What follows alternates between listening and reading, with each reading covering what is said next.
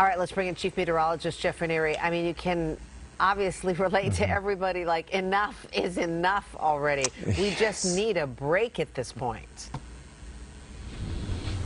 It is so frustrating, so depressing. You go outside and it's just everywhere. PTSD for a lot of folks who've had to evacuate, and then we just keep getting this smoke, this onslaught of it. And currently, we are still under this red flag fire warning until 8 a.m. tomorrow morning. A current check of the wind gust right now, and the top wind gust in Healdsburg is 59 miles per hour. Again, this is right now at this hour. Mount St. Helena at 47 miles per hour, Mount Diablo 38. Now, there's a big disparity between the higher elevations and the lower elevations. Down in Santa Rosa, only 6 miles per hour, and Calistoga at 5.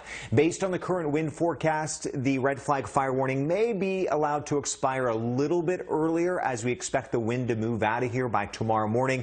But nonetheless, we are still looking at some dicey conditions at the highest levels in the overnight hours.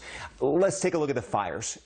Outside of the immediate Bay Area, 3 large fires that just have erupted over the past 72 hours. You have the August complex to the north, Creek Fire off towards the east, and to the south, the Dolan Fire. Now, all 3 of these fires, because of some variable winds, have been contributing to our smoke across the Bay Area.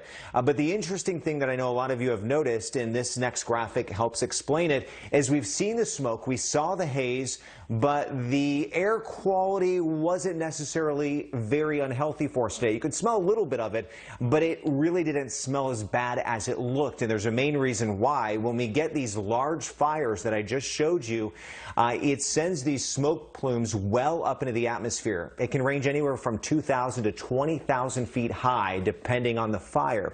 Once it gets into the upper atmosphere, that smoke can then travel hundreds of miles. So we had a lot of the smoke from the different fires traveling to the Bay Area, but some of the most harmful smoke particles stayed high up. So we didn't really get that suffocating smoke smell, but when you looked off towards the distance, you saw the gray sky. It's all due to those pyrocumulus clouds created on the fires. So that's why tomorrow we'll see the haze and the smoke off towards the distance. We'll be at unhealthy in the North Bay and the East Bay, but the Bay, South Bay, and the coast will be in the moderate.